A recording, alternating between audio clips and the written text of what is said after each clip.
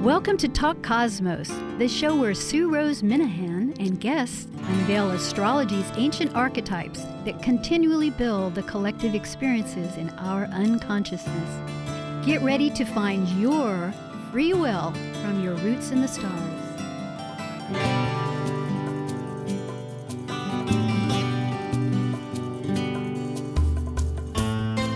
Welcome. This is July 25th.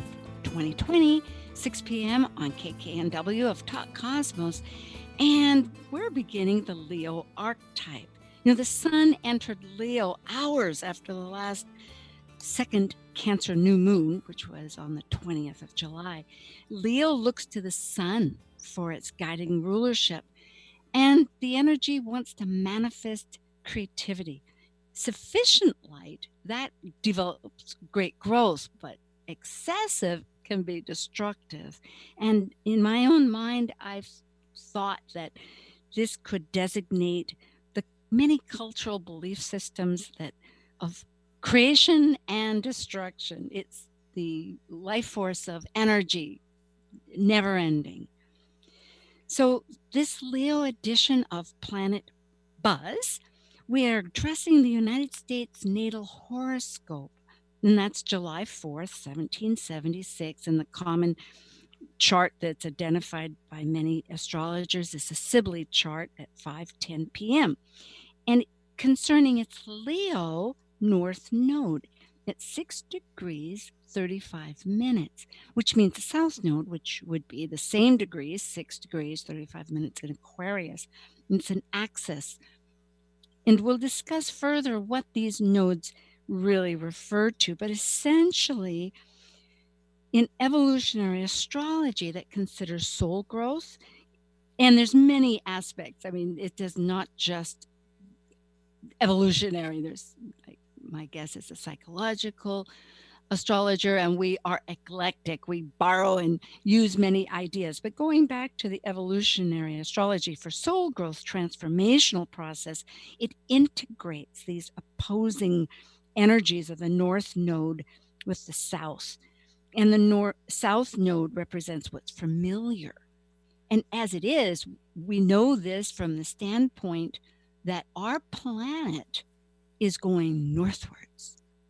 We're not just orbiting around the sun, but the entire solar system is going northwards towards Polaris, our North Star. And so integrating that which is opposite of us is a soul growth opportunity, because it can be very different, but yet it balances the shadows and the lights and the strengths. So we're wondering what tensions can direct our best creative powers for individuals and for the whole of the nation. And we'll see if history can guide some of these past storylines. We've had 14 returns of this exact Leo Aquarius nodal accent since 1776, and we're definitely not reviewing all of them. It's quite a task, and thankfully my guest has a good discerning realization, and we will have a wonderful conversation about possibly what we might be looking forward to as our manifestation, our creativity.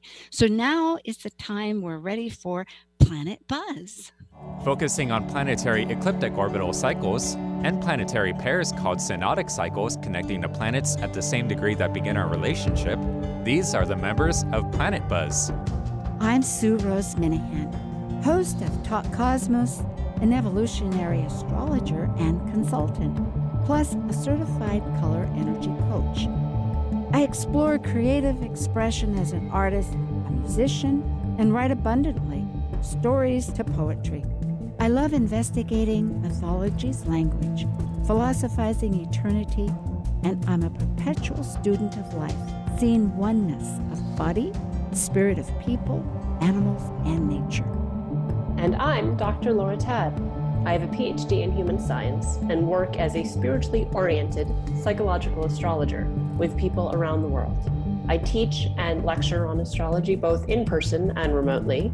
I have a blog. I have written for the Mountain Astrologer, Celestial Vibes, and Tarot.com. Additionally, I am the educational coordinator for Live Life Resources, an educational nonprofit specializing in resiliency training, education, and research. And as the ancient Hermetic code reveals, As below, as above, as above, as below.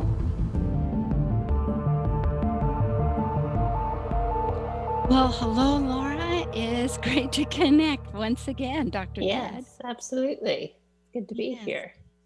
It is. Now, the nodes, I think, as we had discussed and agreed, we'd discuss that a little bit, give people an idea of these energies. And because the South Node, which happens to be in the same sign as our natal, when I say our, the United States is, because people might be listening from everywhere, but the United States moon, they're both in Aquarius. So it's an energy that's really very personal for this nation. Yeah, well, and I think it's always helpful whenever you're trying to understand a given sign to look at its opposite, to look at its polarity, because they're each what the other needs to learn, right? So to really understand Leo, you have to look at Aquarius because it's a reflection of it, and it's the shadow side, both good and bad, right? That Jung talked about the golden shadow as well, right? The shadow is just what we project onto others to own. So Leo doesn't want to own Aquarius, and Aquarius plays that out. And it's interesting with the US having that polarity because Aquarius is many things, right? But particularly in EA, one of the things we talk about Aquarius as being tied to is trauma. Mm-hmm. And I do think that is a big piece of this story, is the early traumas of this nation, how this nation was founded, and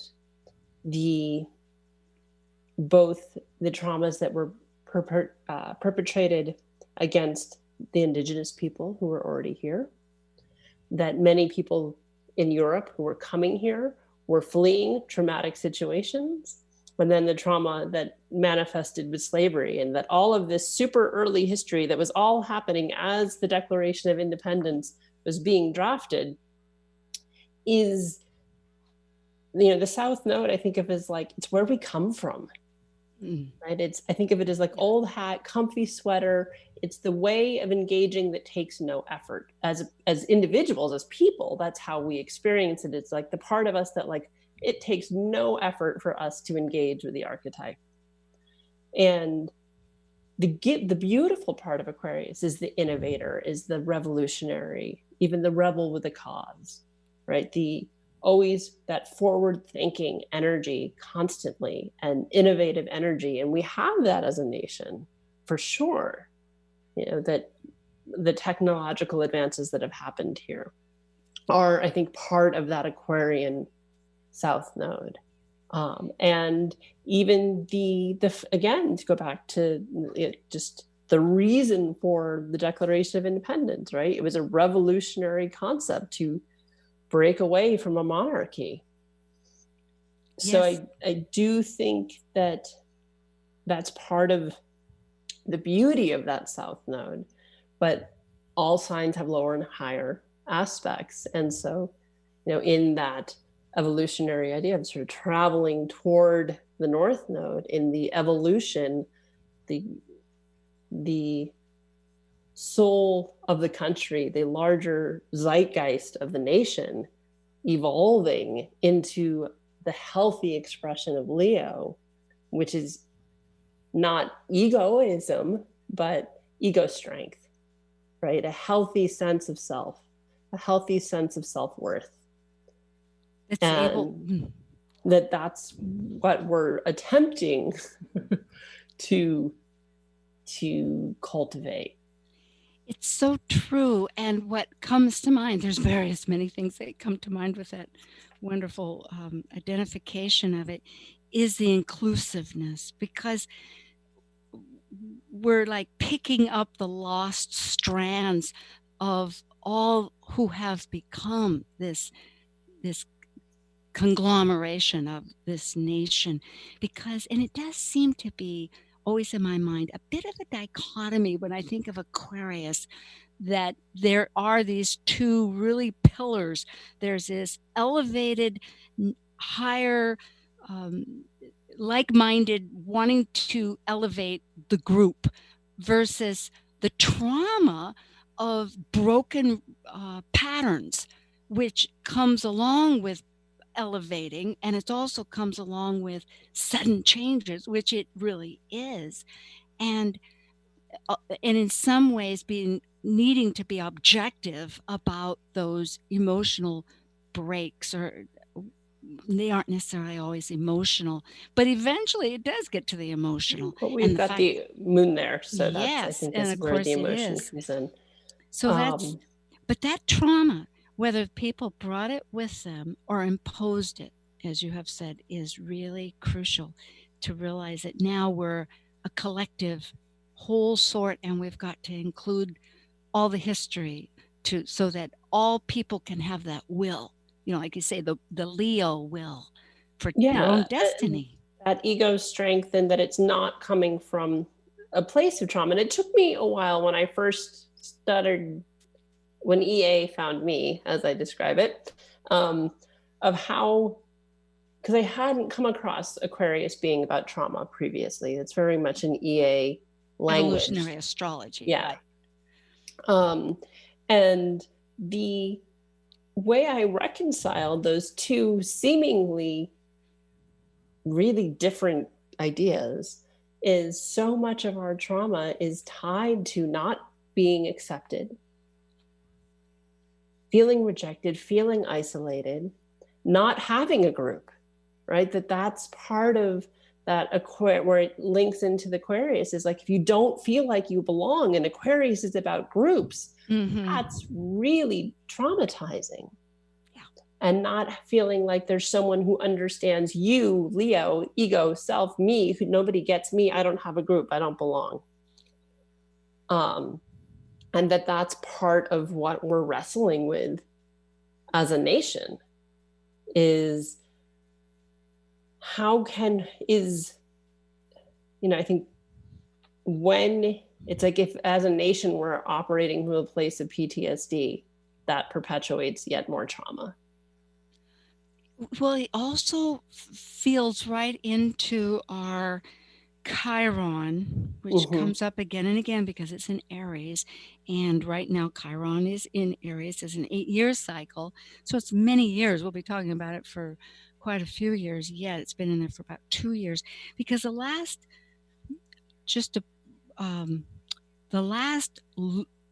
nodal return that we had was in 2018, June 13th. And at that time, Mars was, nope, I'm looking at now because, okay. Well, at that time, Chiron was just beginning to be in 2 degrees of Aries. But then in this last solar return, which was its birthday, our United States birthday, on July 4th, which happened to be the lunar eclipse also, which was a total eclipse where the light goes out, it resets. There's dramatic energy we have eclipses, I'm speaking to our audience, every 6 months, and we have anywhere from 4 to 6 a year. But still they have it's a significant energetic pattern. And the fact that it landed exactly on the United States solar return, when the sun returns at the exact same degree, 13 degrees, as it is in Cancer. So what I'm driving at is that Mars, which is in its 6-month transiting ingression of Aries, was at 4 degrees, and 2 degrees away from that last nodal return of 2 degrees. So it's like one of the aspects when you're talking about our wounds, I think. Sure. And what you're saying about not everybody being inclusive, which is the problem of trauma, it's in this other area of archetypal. I'm supporting this, absolutely, saying we're really dealing with this energy of how to transmute, because as far as Chiron, just to finish that energy thought, is that it's not just wounded healer that's unable to heal their wounds, but they do through a shamanic alchemy of what you're saying, with drawing back from what you're saying about the North Node in Leo, that it's not just will for the self, it's will to manifest the best of ourself for the generosity, like the light of Leo, to hand out to others. Yeah, because I think Leo, when it is in its most beautiful, heightened, balanced expression, is charismatic, but it can be charisma with humility. Yes. Right? I remember years ago, it was right after 9/11, like what must have been like 2002, because it was just as we invaded Afghanistan after 9/11. And I went to hear Howard Zinn speak, who wrote, The People's History of America. And he was a pacifist, and he was amazing. And at the time, he was probably in his late 70s when I heard him speak. But his charisma on stage, without ego, was so beautiful. And he was passionate, and he was driven, and he wanted people to understand what he was saying. And yet there was none of that out of balance, Leo, attached to whether we listened to him or not. It was more about the idea. It was his and in some ways, creativity actually, like a very Leo Aquarian quote of his that I always remembered was that if you don't set unreachable goals, you'll never reach them. It's like reach for the stars. And it's like, so, and he was saying in the context of like, so why not shoot for utopia? Why not try to manifest a completely beautiful, peaceful world? We might not get there, but we sure as hell won't get there if we don't try. Yes, exactly. It gives the parameters. It gives the intention. Intention is just about everything, and impassioned to the love. That's also part of Leo, is this great love, this love of life, of sharing. I think that joy of living. So and creativity, that playfulness, that creative spark that is, again, like it's part of this polarity, right? In the Constitution, we have our inalienable rights are to pursue happiness. Well, how Leonian is that? We're supposed to all be happy. Yeah, well, we can't be if we have boundaries where we reject others. I think it is this tolerance. It's that merging of which is no news to you, but it's like merging this South Node of Aquarius that without being elitist, because that is the shadow side of Aquarius, where they can say, yes, my group doesn't stink. Not if you got the wind going in the right direction, maybe.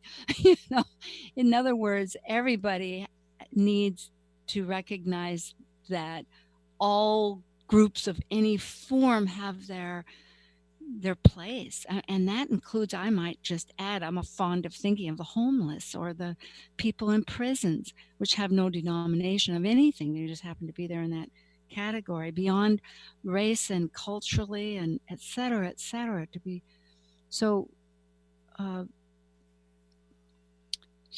yes, shining. So looking at some of these, I'm just trying to draw back into, you had mentioned about, well, because of the rulers. Okay. Sure. Yeah. Thinking of both rulers, we have Uranus and we have the sun in Leo, but the sun can be in many different signs. So that's, well, although it never. So how the sun would engage with the nodes would happen with much greater frequency. But yeah, I was looking, so, planetary relationship with signs. So Aquarius, right, we associate the modern ruler, right, of Aquarius is Uranus. And it's currently, the last couple years, been squaring the nodes. which is always very powerful, right? In evolutionary astrology, it's a super significant aspect if you have that natally. Because, or when that happens by transit, right, which is what we're experiencing as a nation. And we might just quickly give an aside that mean a square is a 90-degree angular mathematical aspect that constitutes a necessity for resolution, because there's a lot of tension in that aspect. And if it's the nodes, that planetary energy is looking to the south, trying to resolve or make a resolution with that, and the north, which means a totally new area. So it's like you're toggling, and it really needing to, I always think of a tidal wave somehow, or not tidal wave, that's Mark's, cross currents. Yeah, for Jones, sure.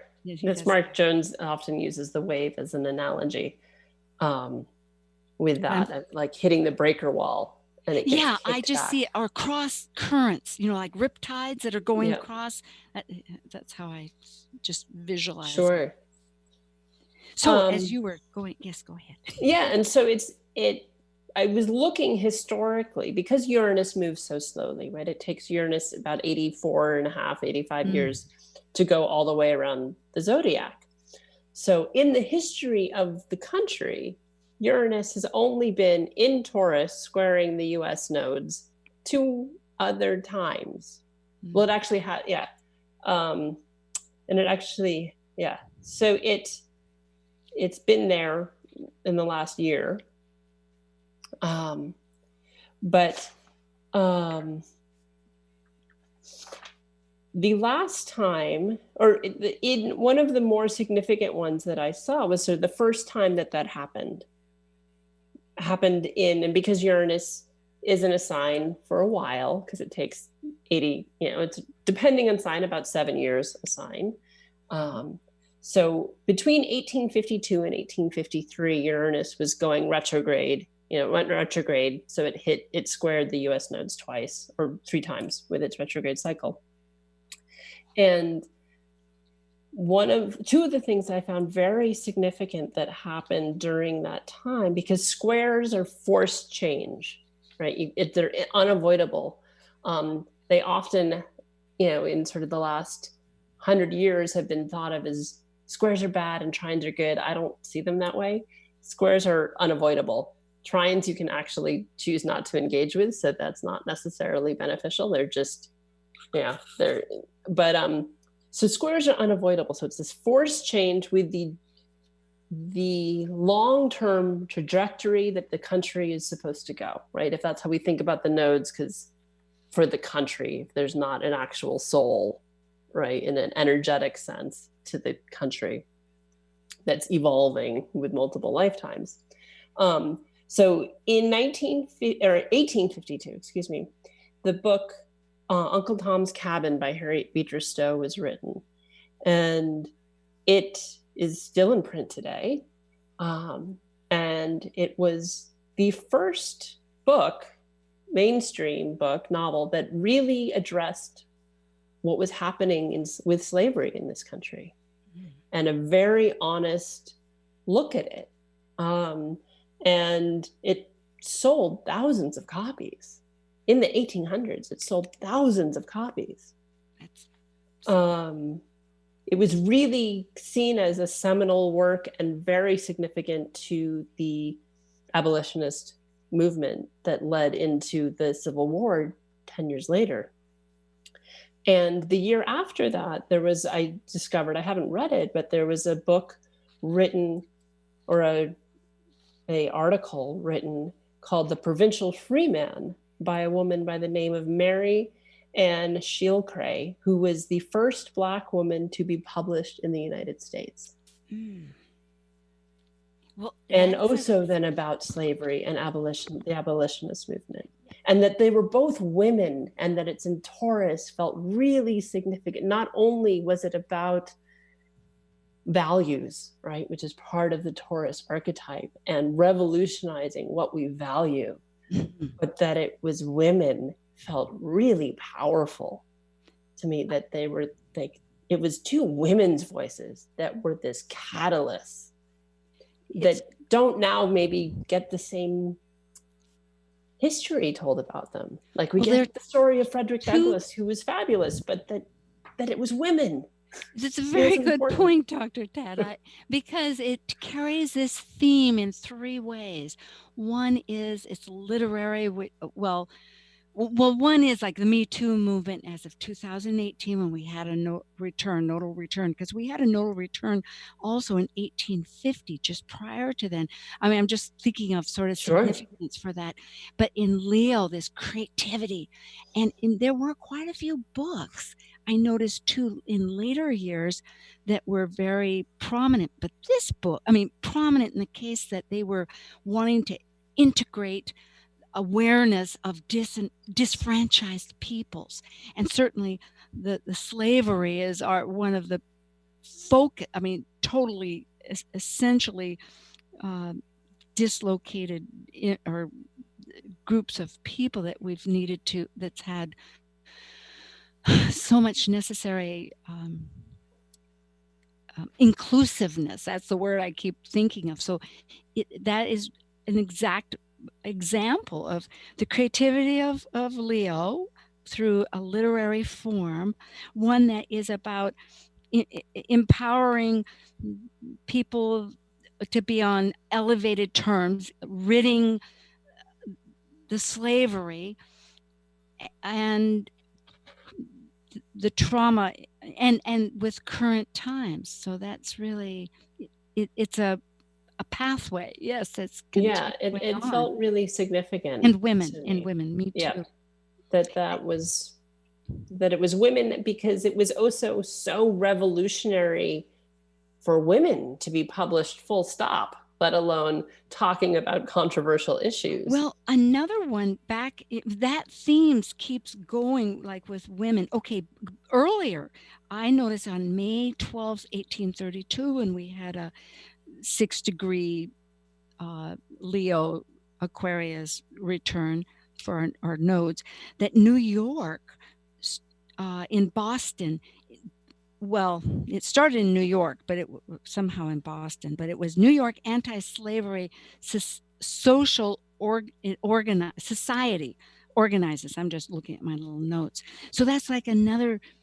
Mm-hmm. And here in 1850 we had one, but you're saying in 52, which is close. Then in 1869, for the next return, women's suffrage was big, and also the quote Colored National Labor Union and the first Black Labor Convention in Washington, D.C. So that book, I mean, through each lunar time, it's a theme that is being repeated and repeated, of correcting, along with the women's, the suffrage. I mean, all these different fractions. Labor became one later.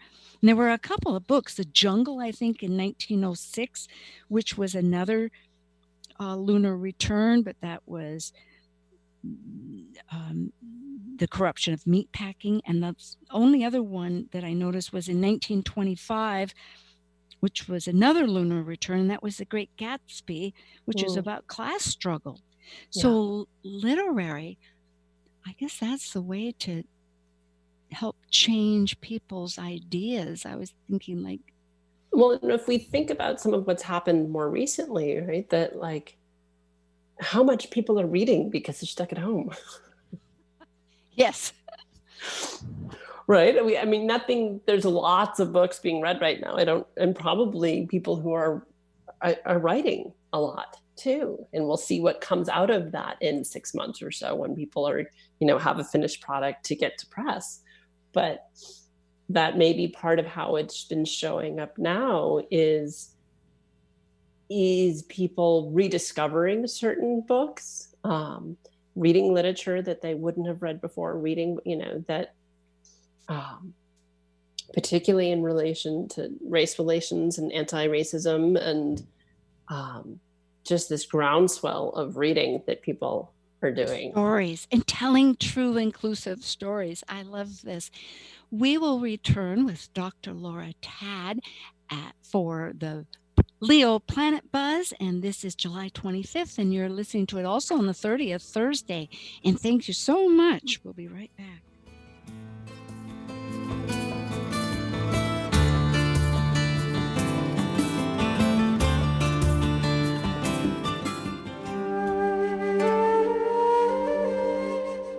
While we take a break from this week's edition of Talk Cosmos, let's take a look at this cycle's archetype.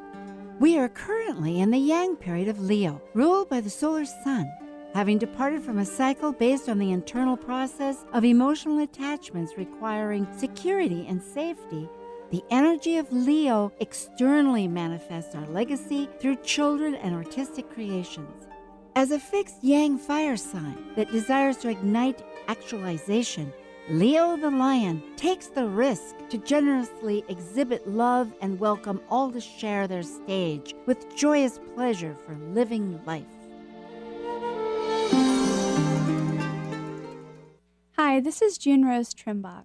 I'm an astrologer and healer, and you're listening to Talk Cosmos on Alternative Talk 1150 AM, where we unveil astrology's ancient archetypes that continually build the collective experiences in our unconscious. Easy on the ears, good for the soul. Alternative Talk 1150. Hello again, this is Leo Planet Buzz with Dr. Laura Tad and myself, Sue Rose Minahan, and we're talking about the United States nodal axis, which is 6 degrees and 35 minutes of Leo for the North Node and for the South Node in Aquarius. And we have been talking about various years in life, about its manifestation, like what and how can this mean for the whole of us to embrace our highest destiny and the will of ourselves that includes everybody. So Dr. Tad, I sure appreciate all your research, because you'd mentioned 1944. Let's come up to more modern. Yeah. So, well, that was looking at the Uranus return, right? And again, sort of focusing on Uranus because it's the ruler of the South Node. And so it's a very significant, to understand the nodes, you have to look at the planets that they have relationship with. It's part of sort of the peeling of the onion. Yes, astrology. And so because, again, Uranus has this 84, 85-year cycle, you know, we've had 2 Uranus returns in the history of the country. And the next one is in 7 years, almost exactly to the day, actually. It will be July 26, 2027. Whoa, amazing. So almost to the day. But so, because I think particularly when you look at transits and planetary cycles that have these large arcs, it becomes really interesting because they become very significant points, right? As opposed to, oh, well, the moon is going to transit your sun every 28 days. Like that's, yes, you may quick feel changes. Something, yes. But it's quick. It's going to be a couple hours and it's going to happen every month. But these are steady like laser. They just really... Yep. But with these, it is super significant. And, you know, and as humans, we maybe experience it once, right? If we live to 85, we have 1 Uranus return. And I've noticed it to always be a really significant thing for people and a point of crisis, because Uranus, again, being tied to Aquarius, it can be a point of crisis. And that what I've saw with my grandparents is that those who made it past 85 made it into their 90s well, easily, without a problem. And like 85 was a crisis point, and then they were okay for another 10 years. But so as a nation, looking at it, and so the first time we had a Uranus return was pretty much the beginning of the Civil War.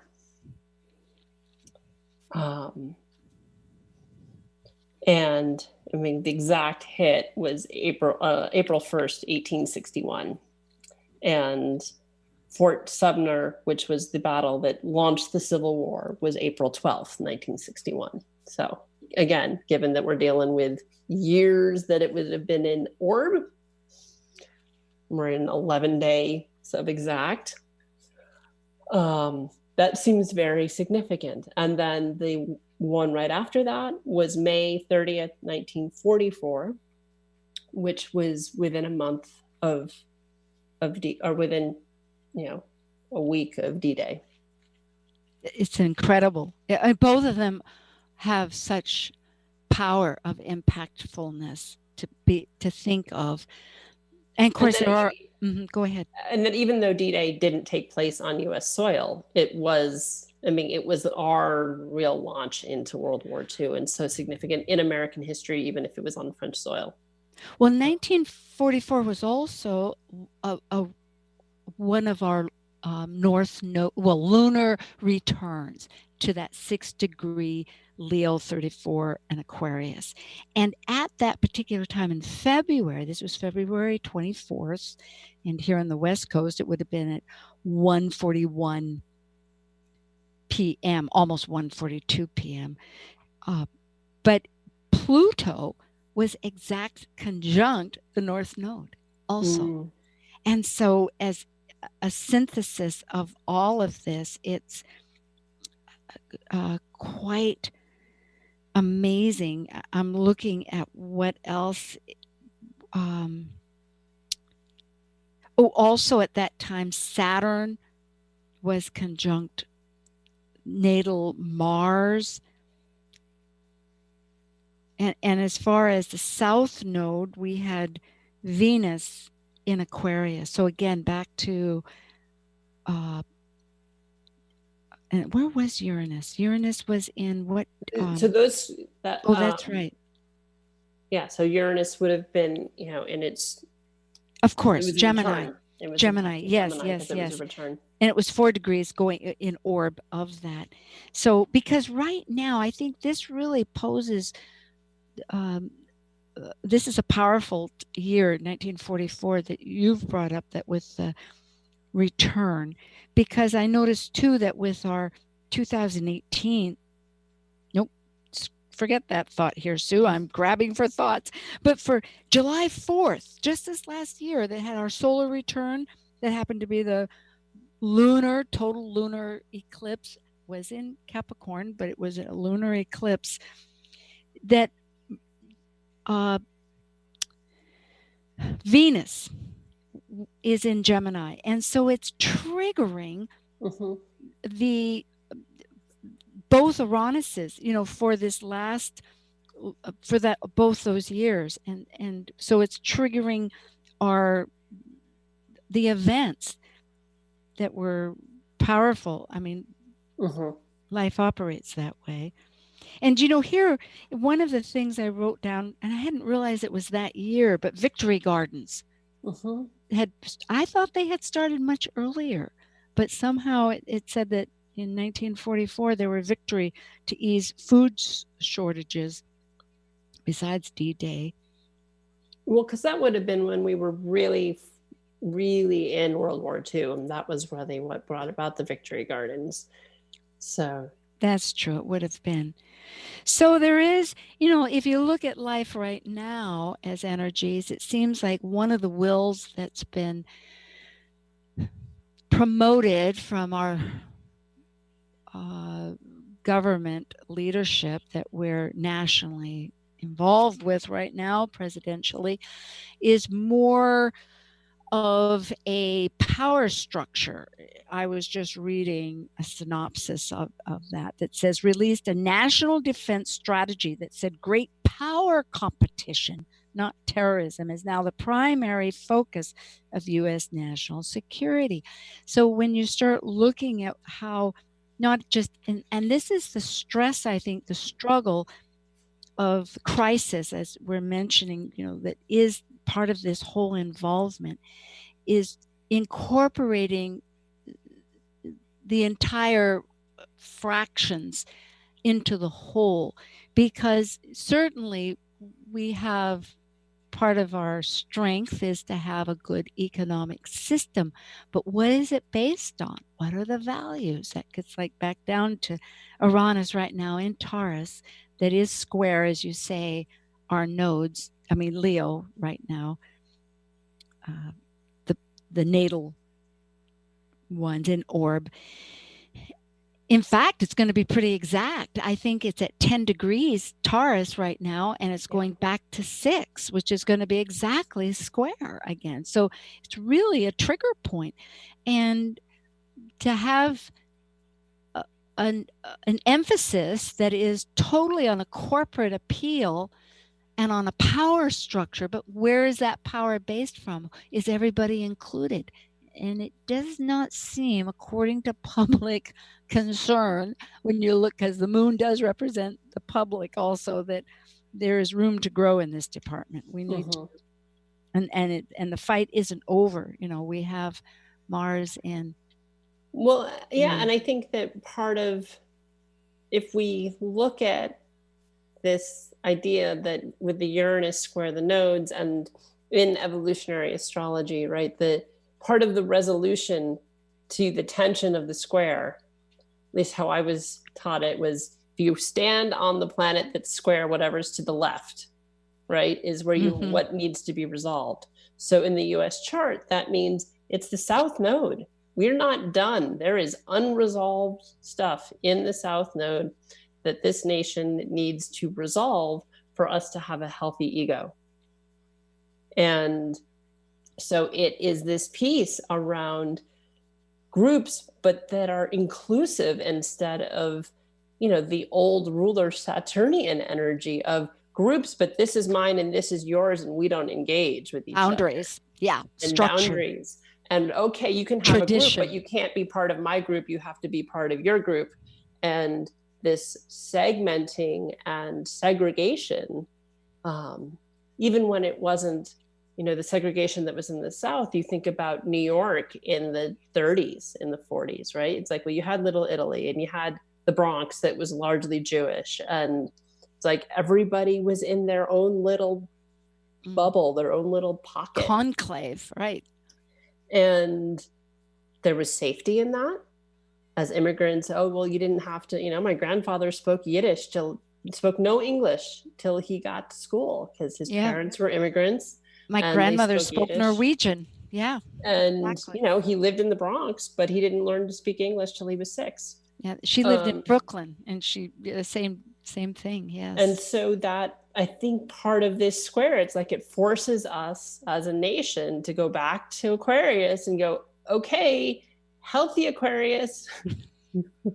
God, there's something you haven't manifested as a country. Yeah. And because it's Uranian energy, it's really even more disruptive than just a square, right? Because the Uranus is expected. Oh, yes, exactly. Uranus is trickster. It breaks medicine. the pattern. Just like the planet. Uranus is like Wildy Coyote. I like it. Uranus. Yeah. Right. Caroline Casey. Yeah. I mean, it's very coyote medicine. And in that Wildy Coyote or coyote medicine of getting caught in its own scheme, right? All of the Native American myths with Coyote's always getting caught in his own tricks. He's always tripping himself up. You know what's beautiful about this, Dr. Tad? I like this so much because I love the mythology. And yet we are, with the Western world, so based out of Greece, which has a lot to be thankful for. But yet there's many more ways of interpreting our stories and understanding our world. And the indigenous native cultures here, such as a coyote, and have great truths. So I appreciate it. That's part of the new story, because Leo also, it is children, it's our children, but it's also, it can be our drama, it can be our music, it can be our theater, it can be the stage, you know, everything we put on it. And so it's like we're all in the play, we're all actors. Yeah, so and having that creative and Coyote in some ways is mercurial too. He's very Mercury like, right? I mean, it is archetype, so there are parallels with other things. But I think that can be part of to go back to Chiron. It's like, well, Chiron, as the wounded healer, you are healed by helping others who are wounded in the same way. Yes, making your story the story of all, so that they can embrace it.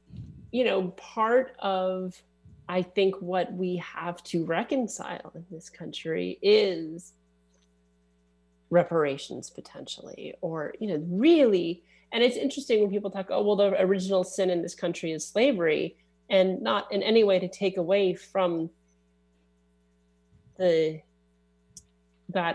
what happened or the descendants of slaves, but I take it a step further back and go, I'm sorry, it has to be how the Native Americans were wiped out. I agree. I think this broken arrow promise. Go ahead. That's the first sin, and slavery was right on the heels of that. But the near genocide of the indigenous people of this continent needs a way more recognition and to be spoken about and taught. And I think we're getting, it's part of Christopher Columbus's statues coming down, and state after state saying, no, it's Indigenous Peoples Day, not Columbus Day. Yeah, what is sacred has been shifted, that it isn't just isolated to this one identity, but yet that it's something that's truer and broader, that can hold many more cups. I think that's part of what, like, we're being asked, kicked back, that wave that's being kicked back to the South Node is saying sort of, oh, yeah, you got to deal with the original trauma of how the Indigenous people were treated, and bring in their story. Yeah. And that's right. And looking at the nodes right now, which are in North Node Gemini, of diversity and trickster, in the sense that what you see isn't necessarily the direction of what it intends to give, which is part of that energy. And it's communication. And then with Sagittarius of higher knowledge and belief structures and all of that and cultures, that there was an idea of, and I don't mean to have this go into reparation, but that it would be perhaps one great way would be to do neighborhoods. And I thought, wasn't that an interesting thought, just from the current energy of now, whether that might just be a focus, because as we know, the nodes last for 18 months. But we're in the very beginning of this Gemini Sag. Yeah, and so it's about talking, right? That Sag is the philosophy. True. Sag is big ideas, but it doesn't necessarily share them. And Gemini has to talk about it. And so I think it's why there's conversations happening now that have needed to happen, that are hopefully going to move the needle. And people not staying silent. Now, if we do think of this as a nodal return, that's like a seed point until the next nodal return that goes through its phases, and I'm expressing this for our general audience's benefit. Astrologers realize that astrology is cycles, and it has phases where, as we were saying, it has these degree factors. It's either many degrees, could be 90 degrees, and it can be between that, but also at opposing 180 degrees, opposition, and etc. But back in June 13th, 2018, when the nodes were back at 6.35 degrees of Leo, Aquarius, it happened to be that it was just after a new moon in Gemini. The moon here is 23, or the sun is 23 and the moon was 28. And so I didn't quite return it to find out exactly what the degree was, but it's right close. It would be within a degree. Well, if it's 13 degrees, it would probably be back about 22 degrees of the sun, at least, because Mars is 21, our natal Mars. So meaning that this nodal return is very connected to that Martian energy of 21 degrees Gemini. And of course, the nodes they regress from 30 down to 1. That's their pattern. The nodes, which are intersections between the moon's orbital path and the sun's orbital path. What I'm getting at is that, and the moon was 28 degrees. What am I getting at? I'm just getting at the communication, I guess, the emphasis that. And whenever there's lunar node returns, right? It's a new cycle is being put in place for the next 18, 19 years, right? It takes the nodes 18, 19 years to go all the way to return. And so it is this sort of like, okay, a new chapter started then that we're just barely in. If it's an almost 20-year cycle and we're 2 years in, right, that it's going to be a minute before maybe we get a real sense of what this next chapter is.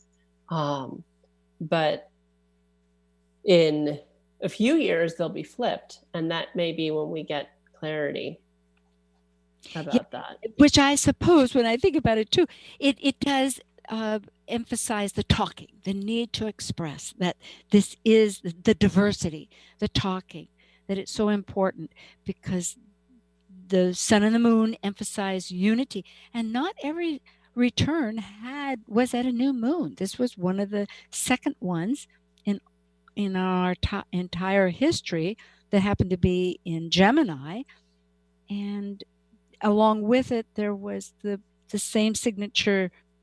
I'm looking at this. Well, Mars was also conjunct in Aquarius with the South Node. So back to the North Node of Leo. We have, how many minutes do we have? Oh, I might say that next week, I believe we have the Moonbeam team, and we'll be talking about the Leo new moon and the Aquarius full moon. So we'll look at this whole energy a little bit more in relationship to life. But I'm now with Dr. Laura Tad for the Planet Buzz, and we're talking about the USA nodal return, and it is July 25th. And we thank you so much for listening. And of course, you can always listen to us at Podcast 1 if you don't catch us live on 1150 KKNW. That's always online. So we have a couple of minutes here, and there will be some music, but we can talk during the music for about half a minute, Dr. Tad, now that I'm finished with all of that, tying this up, leaving our new destiny of being beyond our fears, beyond our wounds, including ourselves, and creating, dreaming of everything that's really our destiny, is to dream, each and every individual in this country. And perhaps that's really the greatest inspiration that we could give people, is to, yes, that's your birthright as a citizen here, I would say. There's some overlay about that. Yeah. Well, and I think going back to communication, it starts with like, well, First Amendment, freedom of speech. And I was trying to find it. I had it somewhere and I can't find it now, but there is a quote by a Supreme Court justice that was in a ruling about the First Amendment. And part of it, if I'm remembering, I had it written down, now I can't find it, but that something to the extent, it was Justice Hugo Black in the 40s. And it was something to the extent of, he said that, that the founders of the country chose to encourage a freedom so that if enlightenment was to ever triumph over slothful ignorance. Oh, that's beautiful. Over slothful. Slothful. Oh, slothful ignorance. ignorance. And so I think part of that Gemini energy, right, is that with the nodes now is that, you know, that communication and freedom of speech, and using that Leonian energy, accessing that North Node to be creative about it, to be passionate, that Leo passion, that Leo drive, that Leo Fire. Yeah, the fiery nature of Leo, and the conviction that Leo has, right? And that even if Leo is not at all confident, it can pretend that it is, because it's great at acting. And so it's sort of a bit of like, fake it till you make it. Yeah, right? the intention of really of manifesting one's full potentiality, you know, is so beautiful, and it's connecting. That was another element as you were speaking of Gemini. Well, thank you, Dr. Tad. It is such a pleasure. I'm so glad we have this little series for you folk. Just go to Talk Cosmos and you can listen to other talks we've had. It's on podcast 1 or your favorite podcast, or subscribe and you'll find out, because we'll be back in Virgo. But right now it's Leo time. Do be with blessings and love. Thank you for listening to Talk Cosmos, the show where Sue Rose Minahan and guests unveil astrology's ancient archetypes that continually build the collective experiences in our unconsciousness. Be sure to tune in next Saturday at 6 p.m. to continue finding your roots in the stars.